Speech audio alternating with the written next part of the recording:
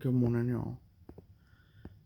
Um, I just woke up a short while ago, and I've been sitting here praying about it and thinking about it. And when I first woke up, I was just grieved, and I didn't really understand what this meant. I was very confused.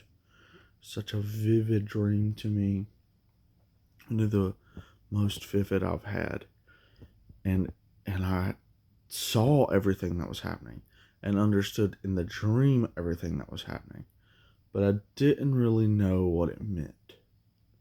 But now that I've thought for a moment after waking up, I believe the Holy Spirit has led me in this direction, and I have a good idea now of what it meant. I don't want to go into too much detail because this dream was pretty scary and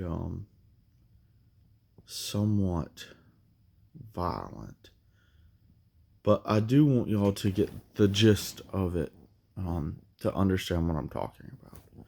So, I'm like watching from overhead. Like I'm looking down, and these three men are in the woods, and it's like they're hunting for something. Um, uh, I'm not sure at this point in the dream. I just know that they're hunting, and they all have long rifles, and they're um, looking in one direction, and I see something moving behind them, sneaking up, and I can't really tell at first what it is, and they're about to shoot in the direction they're looking.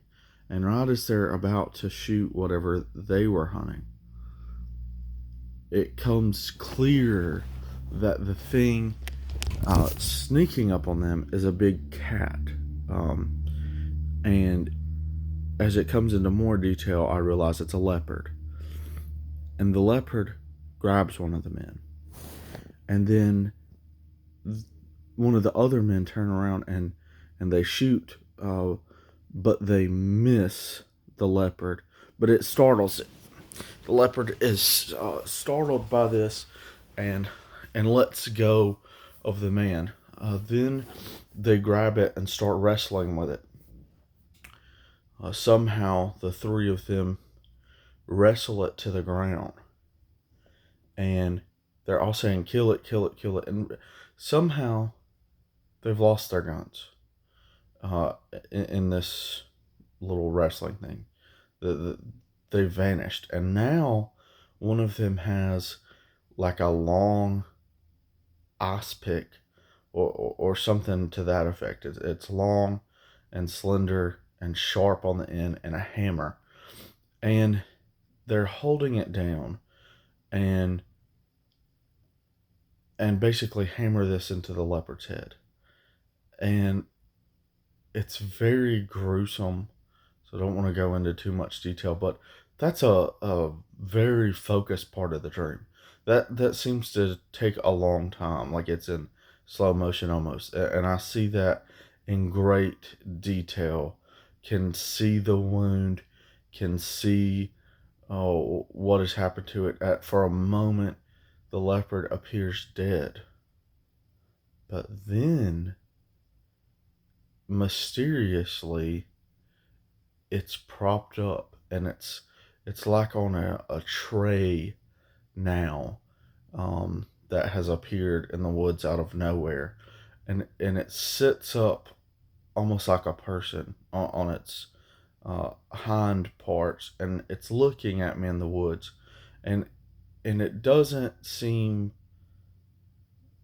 like a leopard anymore. It doesn't have those sharp piercing eyes. It doesn't make quick movements like a cat, but it's still alive, surprisingly. Like you can tell it's alive, and its eyes do move, and it does focus on things, but it's like a shell of an animal at this point.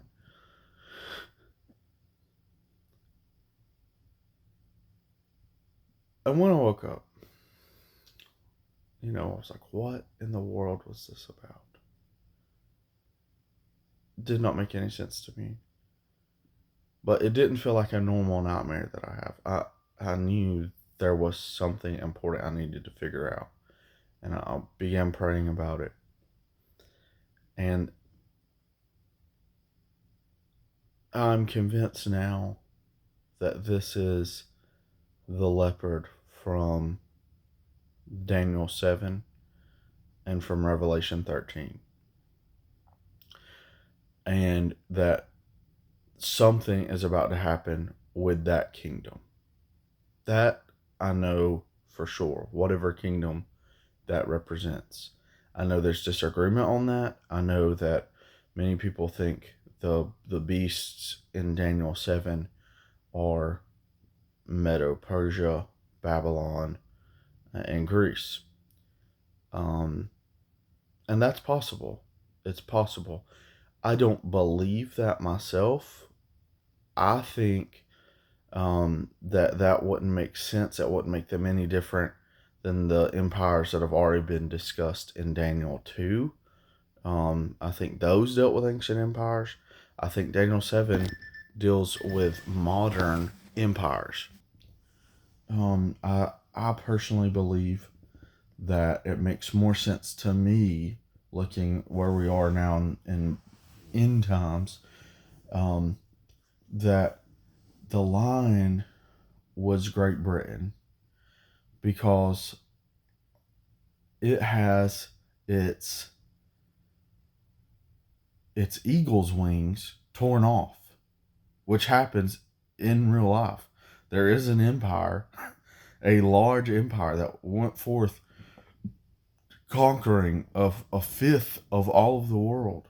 Um, the sun never set on the British Empire, so to speak.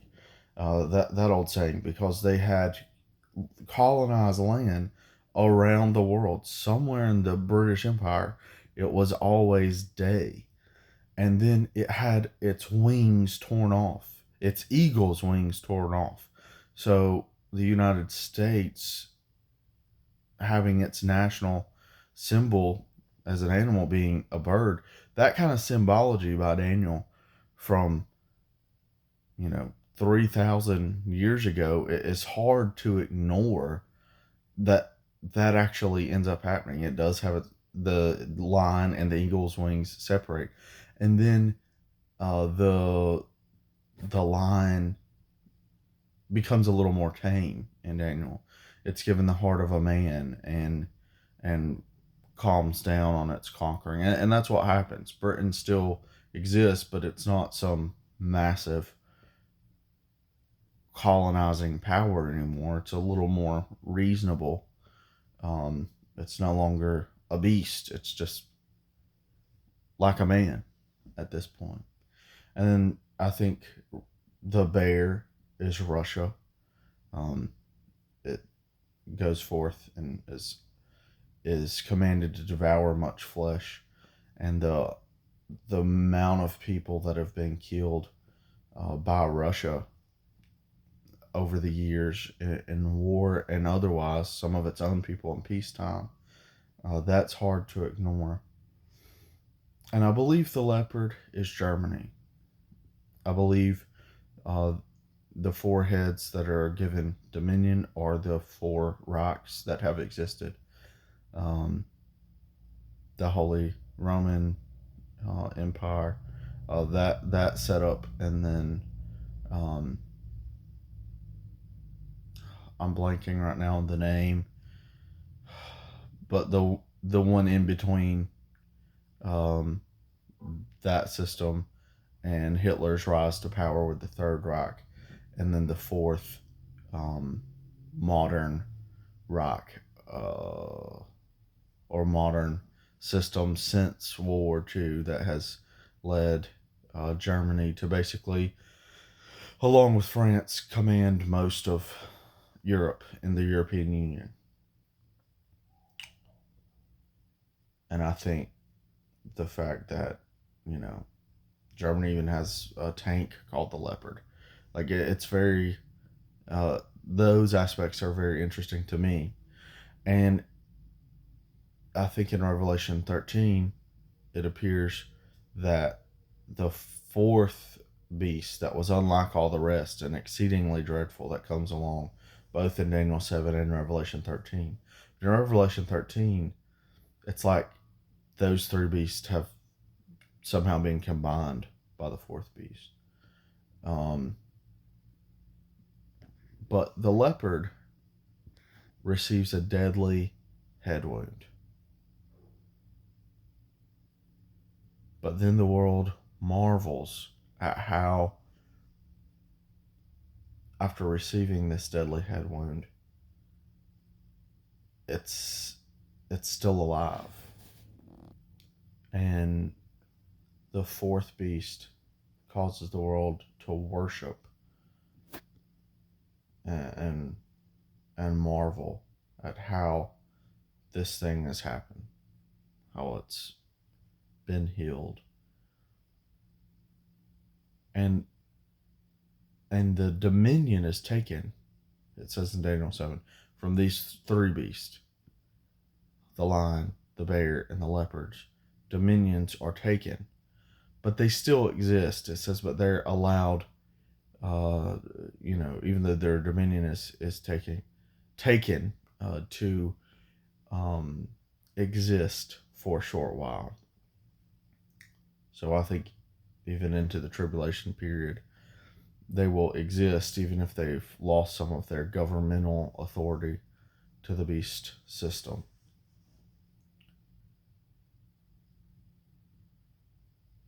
It's very, very strange, but I feel like what I can say, I know something is about to happen for sure. Whatever the leopard represents, whatever kingdom that is, something major is about to happen. I know that in my spirit. I feel like that's what the Holy Spirit was trying to tell me this morning. And I don't know for a fact this next thing I'm about to say, but Jacob ology, my own beliefs, the book of second opinions. I think that's Germany. Something major is about to happen there. I don't know why. I'm not really seeing anything in the news about Germany, but this was clear as day. And I feel like Daniel, in Daniel 7, I believe it's around 15, says something like, and after I saw these things, after these dreams, I, Daniel, was heavily grieved in my spirit. And that's how I felt when I first woke up. That's how I still feel thinking about it. This grieved me to watch and to think about. I don't know, folks. Things are wrapping up quick.